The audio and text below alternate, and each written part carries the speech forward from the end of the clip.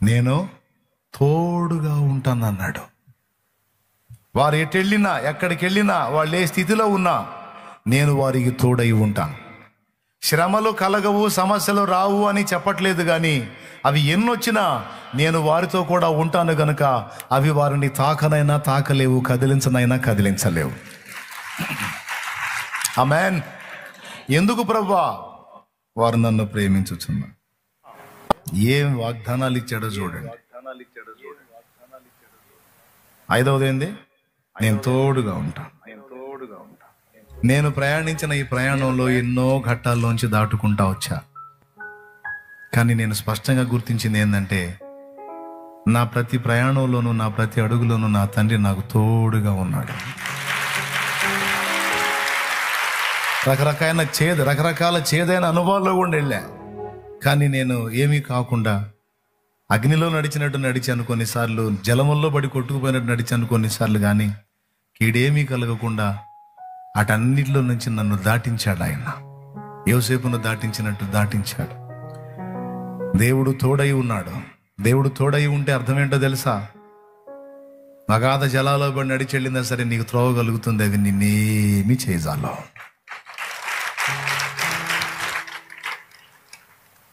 మనకింకా అన్నిటికంటే ముఖ్యం ఆయన తోడే. ఆ మాట చెప్పేసాడు, నన్ను ప్రేమించు వారికి నేను తోడుగా ఉంటాను. ఉందా లేదా? ప్రార్థనకు ఉత్తరం ఇస్తాను అండ్ నేను తోడై ఉంటాను. యాకోబుతో అదే అంటాడు, వెళ్ళు, నువ్వు ఐగుప్తుకి భయపడకు, ఐగుప్తుకి వెళ్ళటానికి భయపడకు, నేను నీకు తోడై ఉంటాను, నీతో కూడా నేను ఐగుప్తుకు వస్తానంటాడు. అక్కడ నీ కుమారుడైన యోసేపు నీ కన్నుల మీద చేతులు ఉంచుతాడు, నీ కన్నీళ్లు తుడుస్తాడు,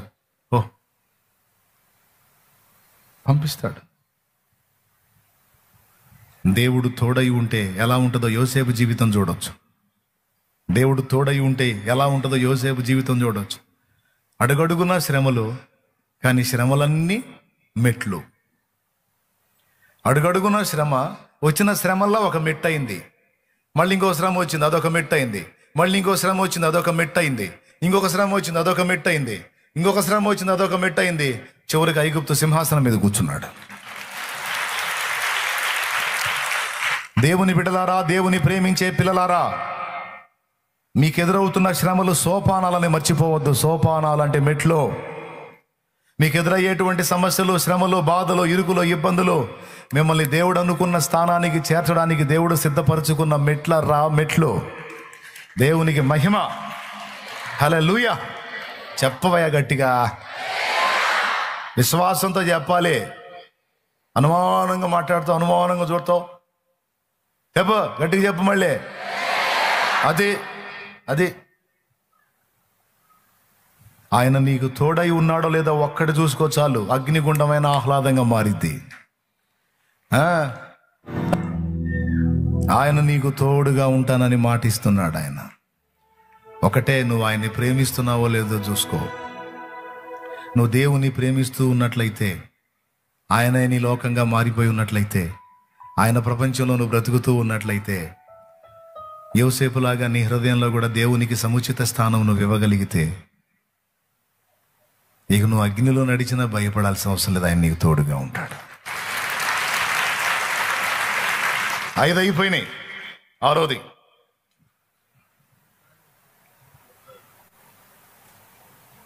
దీర్ఘాయువు చేత అతనిని తృప్తిపరచెదను అన్నాడు.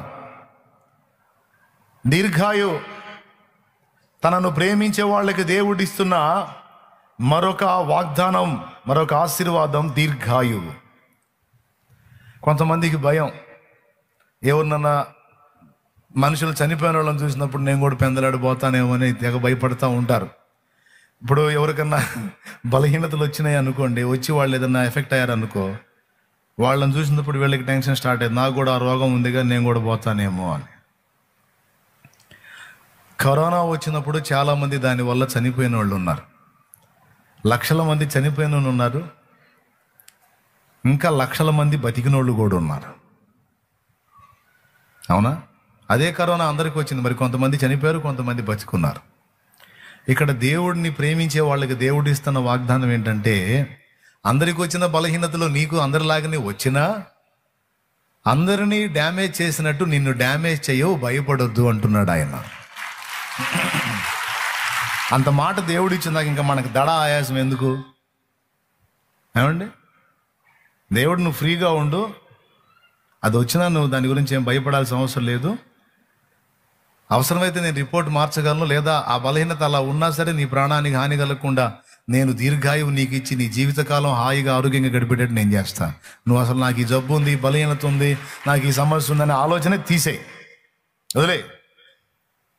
కాదులే, ఆ బలహీనత వచ్చిన వాళ్ళు వాళ్ళకి ఇట్టయింది అట్టయిందని నువ్వు దేవుడికి చెప్పవా, నీ మనసులో కూడా అనుకోవా. కొంతమంది మెంటల్గా మానసికంగా వాళ్ళే ప్రిపేర్ అవుతుంటారు. ఫలానా బలహీనత అని రిపోర్ట్ రాగానే, ఇప్పుడు షుగరు అని వచ్చిందనుకో రిపోర్టు, అంటే కొంచెం నీకు షుగరు ఎక్కువ చూపిస్తుంది అని వచ్చిందనుకో, ఇక ఫిక్స్ అయిపోతారు వీళ్ళు, కిడ్నీలు పోతాయి. ఏం పోతాయి? నాకు షుగర్, కిడ్నీలు పోతాయి, ఆ కళ్ళు పోతాయి, పుళ్ళు పడితే తగ్గవు, గాయాలు తగ్గవు, ఏమండి రక్తం చెక్కబడి హార్ట్ అటాక్ వచ్చింది. వీళ్ళే నేను చెబుతున్నా. అలా అని ఎందుకు అనుకుంటున్నావు నువ్వు అంటే, అందరికీ అట్ట ఉంది కాబట్టి నాకు కూడా అట్ట అయింది అనుకుంటున్నాను, వేరేదేం లేదు అంటే, దేవుడు మాట ఇస్తున్నాడు, నేను నీకు దీర్ఘాయువు ఇస్తానని. నేను నీకు ఇస్తాగా, నీకెందుకు, నీకు భయం ఎందుకు? నేను తీసుకుంటే కదా. అయినా నాకు అర్థం కాదు, ఈ దరిద్రపు లోకంలో ఏముంది, ఇంతకంటే వైభవపేతంగా పరదైసు ఉంటుంది. నీ మీద పని ఉన్నంత వరకు, నీ ద్వారా పని ఉన్నంత వరకు, చిత్తం ఉన్నంత వరకు ఉంచుతా, అయిపోయినాక తీసుకెళ్ళి ఆ విశ్రాంతిలో కూర్చోబెడతా, ఊరికి దడపడతావు ఏందంటాడు ఆయన. ఏం లేదు ప్రభా, సావంటే ఎవరికి భయం ఉండదు తండ్రి. ఇప్పుడు నువ్వు ఏ బాధ లేకుండా తీసుకుంటే అది వేరే సంగతి, చచ్చిపోయేటప్పుడు ఎంత బాధపడాలో. అంటే చచ్చిపోయేటప్పుడు అసలు ఎంత బాధ కలిగిద్దు, చచ్చిపోయినోడే ఉండని అడిగావా? ఎవరు నన్ను ఇంటర్వ్యూ చేసావు, సచినోడిని వచ్చి చెప్పాడా ప్రాణం ఎంత వీక్ కావాలో తెలుసా, ఎంత ఇబ్బందిగా ఉంటుందో తెలుసా, ఎవడన్నా చెప్పాడు నీకు? చెప్పనప్పుడు ఒక్క సాక్ష్యం కూడా లేనప్పుడు నువ్వు దాని గురించి ఎందుకు భయపడుతున్నావు? ఆఖరికి చనిపోయి తిరిగి లేచిన లాజరు కూడా చెప్పలేదు సావు భయంకరంగా ఉంటుందని. ఏమండి, మానసిక శాస్త్రవేత్తలు ఒక పరిశోధన చేశారు. కొంతమంది స్టూడెంట్స్ని ఒక టూర్కు తీసుకెళ్ళారు. స్టూడెంట్స్ని తీసుకెళ్ళి ఒక ఆకుని చూపించారు. ఈ ఆకు చేతి మీద రాస్తే దురదొచ్చిద్ది, చిన్న చిన్న దద్దుర్లు వస్తాయి అని చెప్పారు. ఈ ఆకుకి ఆ తత్వం ఉంది, మన చర్మం మీద ఎలర్జీ కలిగించిద్ది ఈ ఆకు అని ఆ ఆకుని వాళ్ళ చేతులకి రాశారు. 12 మంది చేతులకు రాశారట. 12 మంది చేతులకి 12 మంది చేతులకు రాస్తే ఇద్దరికి మినహాయించి 10 మంది చేతులకి ఎలర్జీ వచ్చింది. వాళ్ళు చెప్పిన దద్దుర్లు కూడా యాజ్ రీజ్గా అలానే వచ్చినాయి. ఆ ఆకు రాస్తే విషయం ఏంటంటే, అది అసలు ఆకు కాదు, వేరే ఆకు. అది ఆ ఎలర్జీ పుట్టించే ఆకు కాదు, అది మామూలు ఆకు. ఈ మాట చెప్పి రాసేసరికి వచ్చినాయి అవి. తర్వాత ఈ విషయం అప్పుడే చెప్పలా వాళ్ళు. తర్వాత మరో 12 మందిని తీసుకొని నిజంగా ఎలర్జీ వచ్చే ఆకుని తీసుకొని, ఇది మామూలు ఆకు, దీనికి అలాంటి లక్షణాలు ఏమి ఉండవని అది రాశారంట. 10 మందికి ఏమి కాల, ఇద్దరికి మాత్రం కనపడింది కానీ 10 మందికి ఏం లేదు. ఇద్దరికి లైట్గా, 10 మందికి కనపడలా. ఇప్పుడు మీరు చెప్పండి ఏం జరిగింది? బెదరు ఏం జరిగింది అంటే, నేను చెప్పింది మీకు అర్థం కాల. అర్థమైందా? ఎంతమందికి అర్థమైంది? జిలొచ్చే ఆకు తీసి రాస్తేనేమో ఆ రాసేటప్పుడు ఏం చెప్పారు? ఇది మామూలు ఆకు, జిలాకు కాదని రాశారు. మామూలు ఆకు అన్నందున వాళ్ళు మామూలాకే కదా అనుకున్నారు. పొంగలా, అది పొంగలా. మామూలాకుని తీసి ఇది జిలాకు అని రాశారు, పొంగింది. ఇప్పుడు ఆకులో ఉందా, వాళ్ళు చెప్పిన మాటలో ఉందా? ఆ మాటను తీసుకుని ఇలా మనసులో ఉందా? అది అసలు పాయింట్. అది దేవునికి స్తోత్రం. పర్లే, కొట్టొద్దులే, అవసరం లేదులే, నాకేమి అసలు కొడతారు, కొట్టండి సార్, చేసేది ఉంది కానీ ఈ పాయింట్ మాత్రం మీరు గుర్తుపెట్టుకోవాలి. ఈ ఒక్కటే కాదు, చాలా విషయాలు మన మనస్సులోనే ఉంటాయి, అవి మనల్ని డ్యామేజ్ చేస్తాయి. మానసికంగా దృఢంగా ఉండేవాడిని చాలా రోగాలు కదిలించలేవు. మానసికంగా దృఢంగా ఉండేవాడికి చాలా రోగాలు వెనక్కి తిరుగుతాయి. దేవుడు మనకు సపోర్ట్ ఉన్నాడు. నీకు దేన్ని బట్టి ఆధారం లేదు. మానసికంగా ఏ దేవుడిని ఆధారం చేసుకోకుండా మనస్సులో దృఢంగా ఉన్నవాడినే రోగాలు ఏం చేయకపోతే, మనం ఆధారం చేసుకోవడానికి జీవం గల దేవుడు ఉన్నాడు. ఆయన ఆధారం చేసుకొని మన మనస్సును దృఢంగా నిలుపుకుంటే రోగాలు వెనక్కి తగ్గుతాయిగా. కానీ ఏం చేద్దాం, దేవుడిని నమ్మే కంటే రోగాన్ని ఎక్కువ నమ్ముతారు. ఏమండి, నాకే డాక్టర్ దగ్గరికి పోతే నాకు ఇదంట, మరే డాక్టర్ దగ్గరికి పోతే నాకు అదంట, నాకు ఇదంట అనుకుంటూ వస్తారు. నేను చెబుతున్నా, ఇక్కడ ఉన్న వాళ్ళందరూ ఉండి తలా ఒక రోగం చెప్పకపోతే అప్పుడు అడగండి. దేవునికి స్తోత్రం, హల్లెలూయా చెప్పండి గట్టిగా. మొత్తం క్యూ పెట్టి పోదాం. గుంటూరులో చిలకలూరుపేటలో, నరసరావుపేటలో హాస్పిటల్ అని, ఒంగోలు హాస్పిటల్ అని తలా గుంపు పోదాం. ప్రతి ఒక్కడికి ఏదో ఒక రిపోర్ట్ ఇచ్చి పంపించకపోతే అప్పుడు అడగండి. కొంతమందికి అయితే పెద్ద పెద్ద రిపోర్ట్లు కూడా ఇస్తారు. మా నాన్న అనేవాడు, చిన్నదాన్ని పెద్దాన్ని అంటామంటే, ఎవరే సోదికి పోతే శుద్ధులు తరుగాని ఏంద్రని ఎవరు పోరారు అంటాడు. ప్రతిదానికి ఒప్పుకోడు. సోదికి పోతే శుద్ధులు తరగాని సామెత ఒకటి ఉంది. వాళ్ళు కాసేపు అటు తిప్పి ఏదో ఒకటి చెప్పి, అది పోవాలంటే ఇంత డబ్బులు ఇవ్వాలి, అది చేస్తానంటారు వాళ్ళు. దేవునికి స్తోత్రం. అలా ఓసారి నేను విగ్రహారాధికుడికి ఉన్నప్పుడు సోది చెప్పే బ్రదర్ ఒక ఆయన వచ్చాడు. మా అమ్మకు అలవాటు ఈ సోది చేయించుకోవడం. పిలిచింది, వచ్చాడు, ఏదో కాసేపు సోది పాడి ఆయన చెప్పేది అని చెప్పి, ఈ దోషం పోవటానికి నేను ఒక మూలిక ఇస్తాను, ఒక గింజ ఇస్తాను, అది నల్లమల అడవుల్లో దాన్ని ప్రత్యేకంగా పరిశోధన చేసి తవ్వకొచ్చింది, అది ఇస్తాను, అది 5,000 దాకా అయింది అన్నాడు. మేము అప్పుల పాలై ఉన్నాం.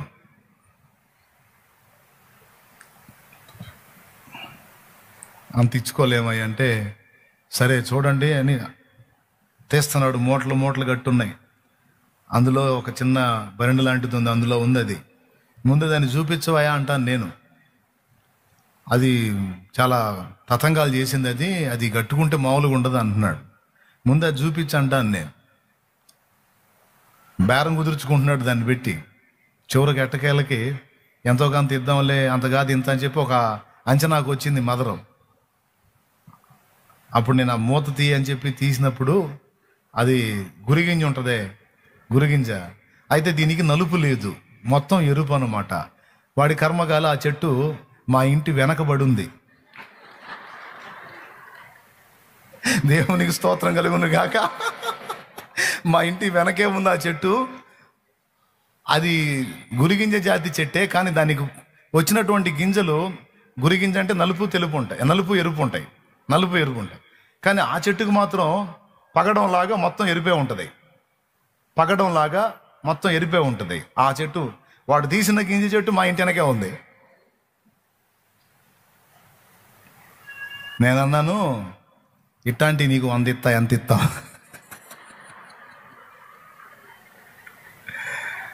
పని చూసుకొని పోయా, చూశారు కదా ఇది. ఎందుకు ఆ చెట్టు మా ఇంటి వెనక పెరట్లో ఉంది, మా ఇంటి వెనకే ఉంది. అది నిజంగా జరిగింది. ఇట్లాగా నమ్మేవాడు ఉంటే మోసం చేసేవాళ్ళు ఎంతమంది అయినా ఉంటారు, ఎన్ని రకాలుగానైనా ఉంటారని చెప్తున్నా మాట వరుస. అందుకే మా నాన్న చిరాకు పడతాడు, సోదికి పోతే శుద్ధులు తరగానే మాట్లాడుతూ ఉంటాడు. అట్లాగే మానసికంగా కలత చెందావంటే, దెయ్యమైనా సరే నువ్వు మనసులో కలత పడ్డావంటే నిజంగానే వచ్చి కూర్చుంటుంది. అది కొంతమంది దెయ్యానికి ఆహ్వానకర్తలు ఉంటారు, వాళ్ళే పిలుస్తుంటారు. పద్దాకల దెయ్యం దెయ్యం దెయ్యం దెయ్యం అని దాన్ని గలవరించి, మరి ఎంతసేపు దేవుడు అనకుండా దెయ్యం అంటే అది రాదు. కొంతమంది అట్లా నిద్రమోహం వాళ్ళు ఉంటారు, మిమ్మల్ని కాదులే. మనస్సులో కలిగేటువంటి మార్పులు, మనసులో ఆలోచన ప్రపంచంలో కలిగే మార్పులను బట్టి మన బాడీ మారిపోయింది. నిజంగా జిలొచ్చే ఆకును రాసి ఇది మామూలు ఆకంటే రాలా, మామూలు ఆకును రాసి ఇది జిలొచ్చింది అంటే నిజంగానే వచ్చింది. అంటే ఇది ఎట్లా ఉంది? చెప్పేవాడి మాట వినేవాడి మనస్సులో ఉంది. రోగాల విషయంలో కూడా అంతే. నీకు ఫలానాదంట అంటే ఇది వచ్చేట పోతారుగా అని ఫిక్స్ అయ్యావంటే ఖాయం. నువ్వు అనుకోవాల్సింది ఏంటంటే, వైద్యులు ఆ మాట అన్నారు, మనుషులు అట్లా ఎఫెక్ట్ అవుతాయారు, కానీ నా దేవుడు నాకు ఆ మాట చెప్పలేదుగా. నా దేవుడు ఏమన్నాడు? నేను నీకు దీర్ఘాయువునిస్తా. అసలు ఇంత చక్కగా మాట్లాడతాడో బైబిల్లో. నీ పిల్లలను నీవు చూచెదవు అంటాడు. నీ పిల్లలను నీవు చూచెదవు అంటాడు. దాని అర్థం ఏంటో తెలుసా? తల నెరసిన దాకా నిన్ను బతకనిస్తాను, నువ్వు దిగులు పడవాకు, సత్తానేమో అని దిగులు పడవాకు, నేను బతకనిస్తానులే నిన్నని చాలా స్పష్టంగా చెప్పాడు అనమాట. అంటే మళ్ళీ ఇప్పుడు తల నరిసిన వాళ్ళకి భయం. తల నెరిసిన దాకా ఉంచుతానంటే తల నరిసిన దాకా పోతావా నేను? మరి కొంతమందికి బాల నెరుపు అని ఉంటుంది, చిన్నప్పుడే నరిసిపోయింది, పోతారయ్యింది. అట్లా ఏం కాదు. అంటే నిండు ముసలితనమందు నీవు నా యొద్దకు చేరుతావు, భయపడొద్దు, అంత ఆయుష్ నీకు ఇస్తాను అంటాడు ఆయన. దేవుని మాట నమ్ముదామా, లేకపోతే రోగాలను బట్టి మనుషులు చెప్పే మాటలు నమ్ముదామా? కానీ జనాలకి ఏం నమ్మకం అంటే దేవుడి మాట నమ్మరు. ఈ మనుషులు ఆ రోగాన్ని గురించి మనుషులు నమ్మేది, మనుషులు చెప్పేది భలే ముడేసుకుంటారు, అందుకే దెబ్బతింటారు. కానీ ఈరోజు దేవుడు మాట్లాడుతున్నాడు, నన్ను ప్రేమించే నీకు దీర్ఘాయువునిస్తాను. తప్పనిసరి ఒకవేళ నువ్వు ఉండటం క్షేమం కాదు ఇక్కడ అంటే అప్పుడు వేరేగా ఆలోచించవచ్చు. కానీ ఒకటి మాత్రం కన్ఫామ్, తనను ప్రేమించే వారిని ఆయన దీర్ఘాయుష్మంతులుగానే చేస్తాడు అని ఆయన అన్నాడు. నేనన్నానా ఆయన అన్నాడా? ఇప్పుడు వరుసగా ఎన్ని వాగ్దానాలు చెప్పాడు చెప్పండి. మొట్టమొదటిది తప్పిస్తానన్నాడు, రెండవది ఘనపరుస్తానన్నాడు, మూడవది గొప్ప చేస్తానన్నాడు, నాలుగవది అతడు మొర్ర పెట్టగా ఉత్తరం ఇస్తానన్నాడు, ఐదవది తోడై ఉంటాను. ఎందులో? శ్రమలో తోడై ఉండేదను అన్నాడు. శ్రమలు సమస్యలు రావని కాదు, కానీ వచ్చినా నేను నీకు తోడై ఉంటాను అన్నాడు. ఆరవది దీర్ఘాయువు చేత నేను నిన్ను తృప్తిపరుస్తానన్నాడు. ఏడవది నా రక్షణ అతనికి చూపిస్తా, మీకు చూపిస్తా అన్నాడు. నా రక్షణ కార్యమేంటో అతనికి ఆమెకి చూపిస్తా. నేను భూమి మీద నేను ఎలా రక్షించువాడినై ఉన్నానో, నిత్య నరకంలో పడకుండా నేను ఎలా రక్షించి నిత్యత్వమందు చేర్చగలవాడనో, నా రక్షణ నేను వారికి చూపిస్తానన్నాడు. 7 వాగ్దానాలు వచ్చినాయి, లెక్కేసుకో. ఇది సంపూర్ణమైన వాగ్దానం. ఎవరికి ఇది అంటే ఆయనను ప్రేమించేటువంటి పిల్లలందరికీ కూడా ఈ వాగ్దానం స్వతంత్రింపజేస్తాడని 91వ కీర్తనలో దేవుడు మాట్లాడుతున్నాడు. 2 విషయాలు మీకు అర్థమయ్యేటట్టు చెప్పాను. మొట్టమొదటిది, మన వంతు మన ప్రయాస, దేవుని సహాయం. ఓకే, అచ్చంగా దేవుడే చేస్తాడని నువ్వు కూర్చోవద్దు. ఆకాశ పక్షులు వెత్తవు, కోయవు, కొట్లలో కూర్చుకోవు, కానీ ఆహారం కోసం వెతకటం అయితే వెతుకుతాయి కదా. అలాగున్న మన ప్రయత్నం మనం చెయ్యాలి. మనం పడాల్సిన కష్టం మనం పడాలి. దేవుని మీద భారం వేసి ముందుకు సాగాలి. దేవుడు చేసే కార్యం దేవుడు చేస్తాడనేది నేను సగం ప్రసంగంలో ఆ వివరణ ఇచ్చాను. రెండో దానిలో దేవుణ్ణి ప్రేమించే వాళ్ళకి దేవుడు సిద్ధపరిచినవి 7 సంగతులు 91వ కీర్తనలో స్పష్టంగా కనపడుతున్నాయి. ఈ వాగ్దానాలన్నీ మనకున్నాయి కనుక ప్రియులారా భయపడకండి అని చెప్తున్నాను నేను. ఎందుకు? దేవుణ్ణి ప్రేమిస్తున్నాం గనుక, దేవుడే లోకంగా బ్రతుకుతున్నాం గనుక, దేవుడే మన ప్రపంచం అయిపోయాడు గనుక ఈ వాగ్దానాలు 7 కాదు, ఇంకా ఎట్లాంటివి ఇంకా అనేకం ఉన్నాయి. నన్ను ప్రేమించు వారిని ఆస్తికర్తలుగా చేతునన్నాడు. నన్ను ప్రేమించు వారికి ఇవ్వడానికి సిద్ధపరిచే పని పాపాత్మలకు నియమిస్తానన్నాడు. నన్ను ప్రేమించే వారిని లోకం చేతిలో పడకుండా నేనే తప్పించుకుంటానన్నాడు. ఎన్ని వాగ్దానాలు ఇచ్చాడు అనుకున్నావు? ఈ వాగ్దానాలన్నీ విశ్వాసమును బట్టి మనం స్వతంత్రించుకోగలం. ఆయనను నమ్ముటను బట్టి, ప్రేమించుటను బట్టి మొత్తం పొందగలం.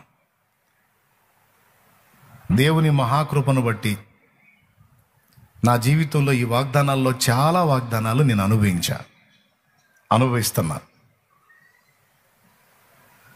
మనమైతే ఆయనను ప్రేమించుట అనే విషయంలో జాగ్రత్త పడాలి. ఇప్పుడు మీరు ఎంతమంది ప్రేమిస్తున్నారు? ఇక ముగింపుకు వచ్చా, కొట్టా తెచ్చా అన్న తెచ్చా కాడికి వచ్చా ఇప్పుడు. ఇక కానీ ఎంతమందికి అర్థమైంది? రైట్. నేను దేవుణ్ణి ప్రేమిస్తున్నాను అన్నోళ్ళు చేతులు ఎత్తండి.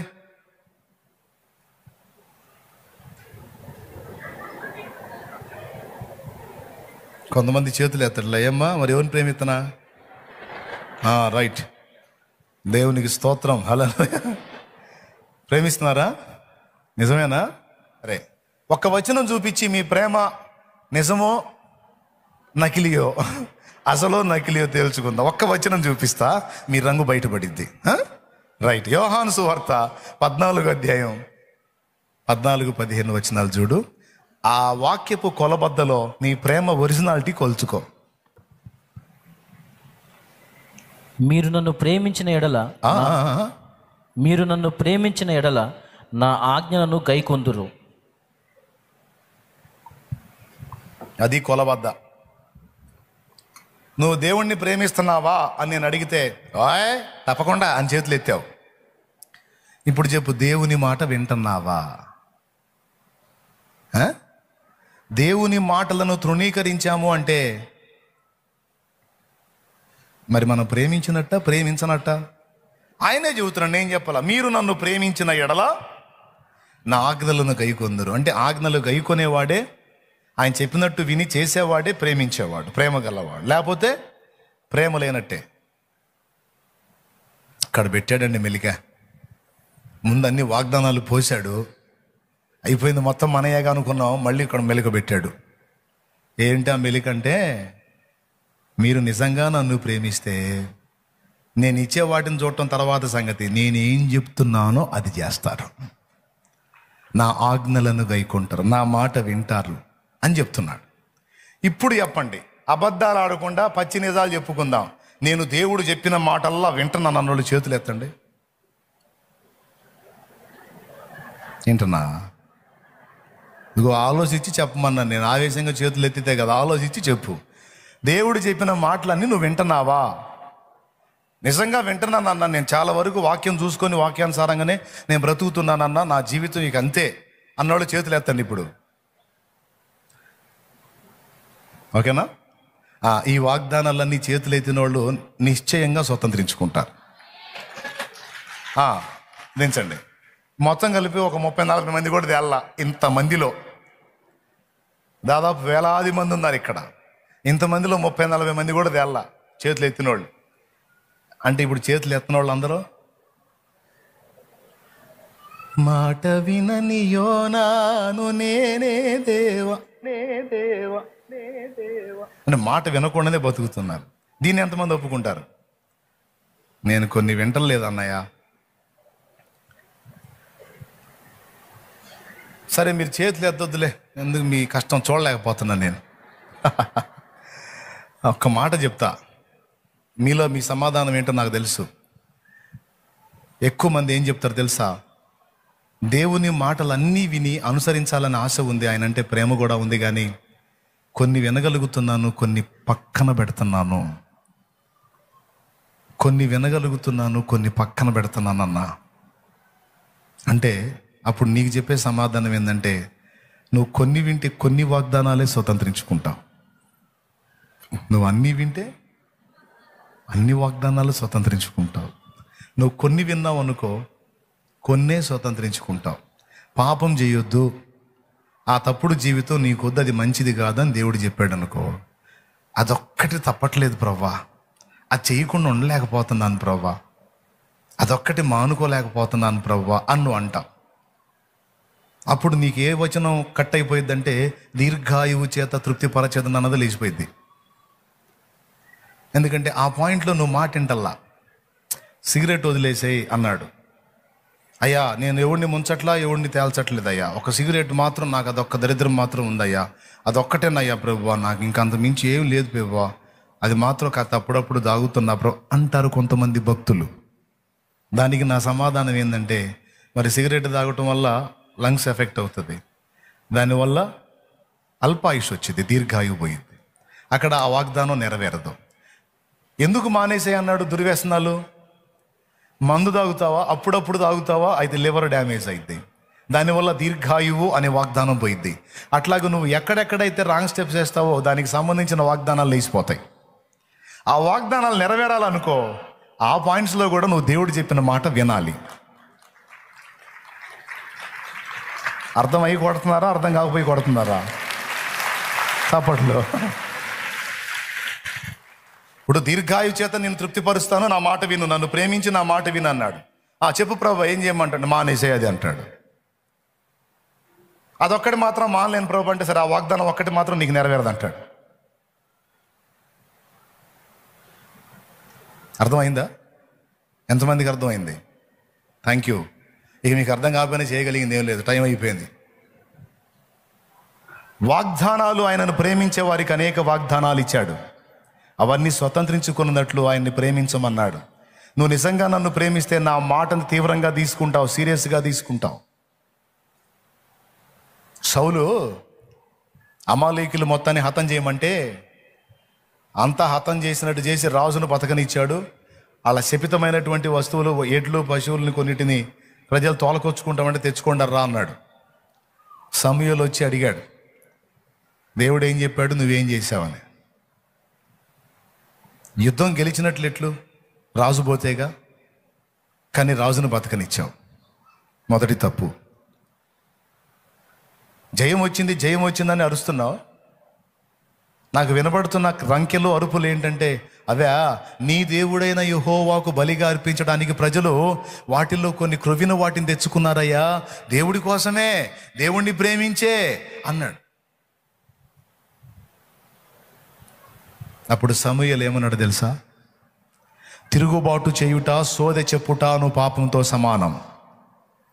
బలి అర్పించుట కంటే సమీపించి మాట వినుట శ్రేష్టం. దేవుణ్ణి ప్రేమించి బలి అర్పించడానికి తెచ్చారా? ఏం చేసుకుంటాడు నీ బలు? ఏం చేసుకుంటాడు నీ ఎడ్ల మాంసాన్ని, క్రొవ్విన పశువుల మాంసాన్ని? దేవుడు ఏమన్నా తింటాడా? దేవుడు ఏమన్నా మూట కట్టుకుంటాడా? పనికిమాలినోడా? ఎవడికి కావాలరా నీ బలులు? దేవుడు ఏం చెప్పాడో అది చేయాలా, అది మెయిన్.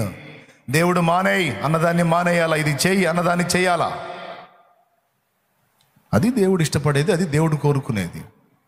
దేవుణ్ణి ప్రేమించడం అంటే అడ్డదిడ్డమైన పనులు చేసి దేవుడికి ఏదో మూటదే చేయటం కాదు. వాటిని మానేసి దేవుడు చెప్పినట్టు బ్రతకటమే దేవుడికి ఇష్టమైన పని.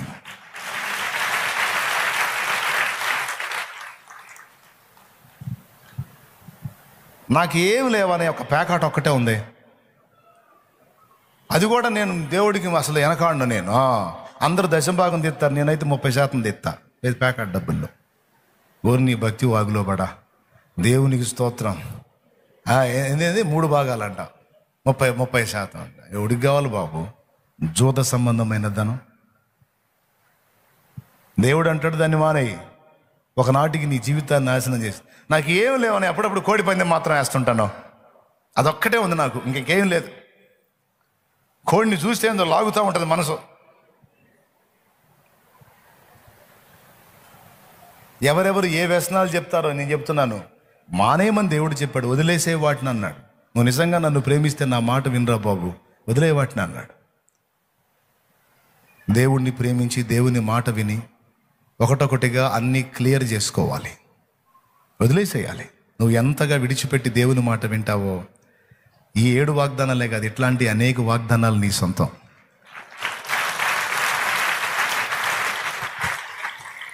ఏవి దేవునికి నచ్చవో అవి దేవుని వాక్యంలో రాయించాడు. వాటిని అనుసరించి నువ్వు జాగ్రత్త పడాలి. ఇది నా దేవుడికి నచ్చదు, ఇది నా దేవుడు ఒప్పుకోడు, ఇలా చేయొద్దని చెప్పాడు నా దేవుడు, నాకు ఇది తగదు, నాకు ఇది పనికిరాదని నీకు నువ్వే బుద్ధి చెప్పుకొని దేవుని పాదాలు పట్టుకొని, నాకు బలమీ అయ్యా, ఈ పాపాన్ని, ఈ శరీర క్రియని, ఈ తప్పుడు జీవన విధానాన్ని మార్చుకునే బలము నాకు ఈ ప్రభువా, నేను దాన్ని వదిలేయాలనుకుంటున్నానని విసర్జించి నువ్వు నిలబడగలిగితే నా దేవుడు సిద్ధపరిచినవన్నీ నీకే. దేవునికి స్తోత్రం. హల్లెలూయా. నీకేం తక్కువ చేయడు దేవుడు.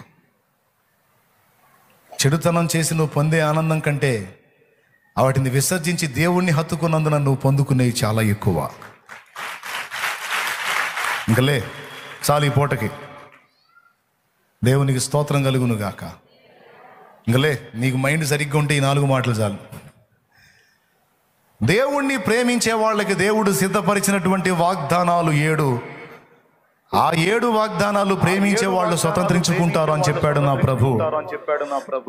దేవుణ్ణి మనం ప్రేమిస్తున్నామంటానికి కొలబద్దగా దేవుని ఆజ్ఞలను పాటించుట, దేవుని మాటలకు విధేయత చూపుట అనే వాటిని మన ముందుకు తీసుకొచ్చాడు. మీరు నన్ను నిజంగా ప్రేమిస్తే గుర్తు ఒక్కటే, నేను ఏది చెప్పినా మీరు విని లోబడతారు. నేను చెప్పిన ప్రకారం వినకుండా నీ ఇష్టానుసారంగా జీవిస్తూ నా దగ్గరకు వచ్చి ప్రేమించేదన్ అధికముగా ఆపును షోలింకా అంటాడు ఆయన. దేవునికి స్తోత్రం. ఏది పాడండి.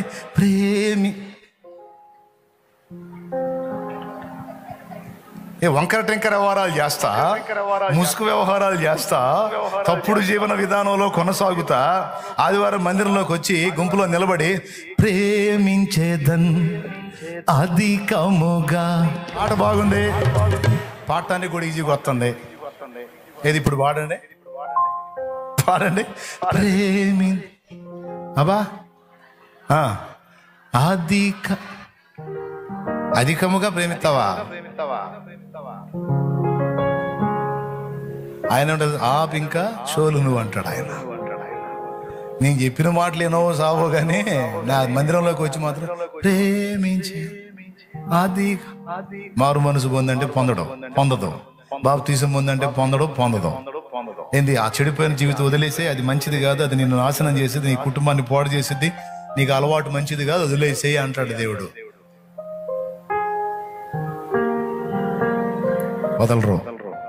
వదలరు. ముసుగులో కొనసాగుతుంటాయి. ముసుగులు మనకు తెలియపోయినా, నాకు తెలియపోయినా, మీకు తెలియపోయినా ఆయనకి తెలీదు. మరి ఏం ఎరగనట్టు నువ్వు వచ్చి ప్రేమించేదన్ అంటే దేవుడు మెలికలు తిరిగి అబ్బా నా బిడ్డ ఎంత ప్రేమో అని మోసపోతాడా? నువ్వు అట్ట పాడుతుంటే ఇటు చూస్తాడు ఆయన.